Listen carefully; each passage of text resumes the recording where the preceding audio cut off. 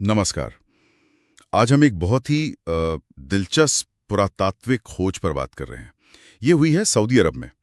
जगह का नाम है अल फाव और हमारे पास इससे जुड़े कुछ लेख हैं जिनमें एक थोड़ा भ्रामक दावों वाला भी है। तो आज हम यही समझेंगे कि भाई वहाँ असल में मिला क्या है और जो थोड़ी गलत फहमियाँ हैं ना ऑनलाइन, उनको भी साफ करेंगे। सोचिए कोई 8,000 साल पुरानी बात।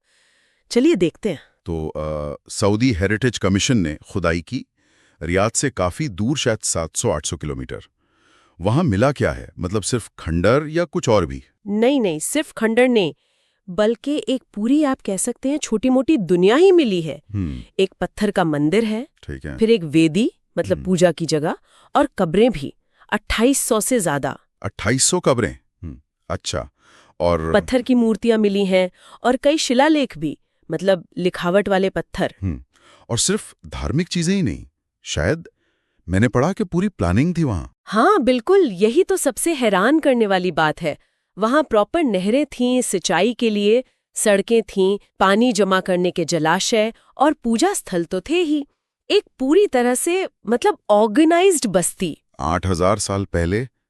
ये तो गजब है। क्या इसकी उम्मीद थी पहले से? देखिए, उम्मीद तो हमेशा रहती है कि कुछ अहम मिलेगा, लेकिन 8,000 साल पुरानी इतनी विकसित बस्ती मिलना, वो भी पत्थर के मंदिर और वेदी के साथ, ये यकीनन बहुत महत्वपूर्ण है।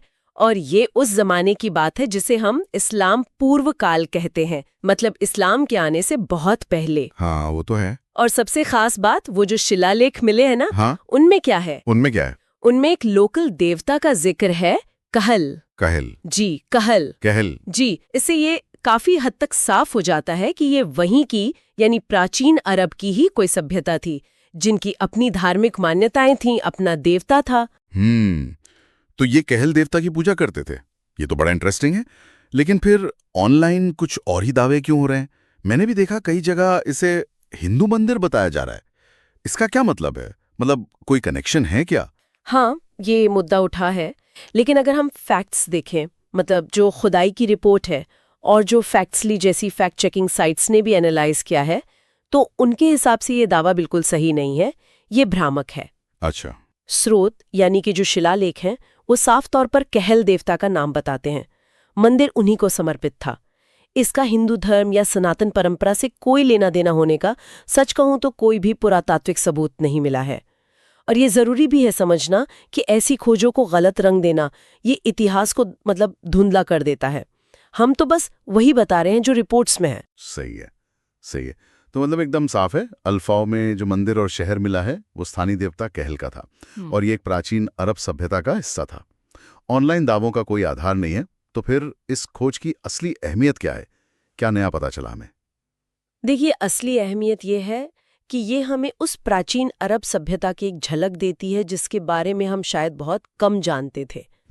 ये दिखाता है कि इस्लाम के आने से हजारों साल पहले भी अरब प्रायद्वीप में जटिल समाज थे, शहरी प्लानिंग थी, धर्म था, सिंचाई के सिस्टम, सड़कें, ये सब बताता है कि वो लोग कितने एडवांस थे अपनी इंजीनियरिंग और सामाजिक व्यवस्था में।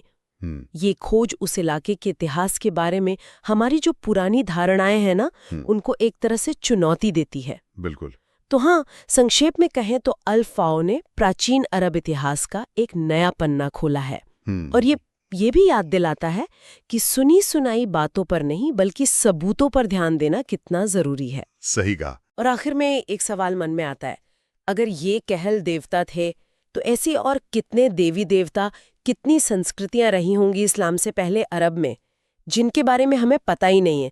न जाने रेगिस्तान की रेत में और क्या क्या कहानियां दबी पड़ी हैं। सोचने वाली बात है वाकई।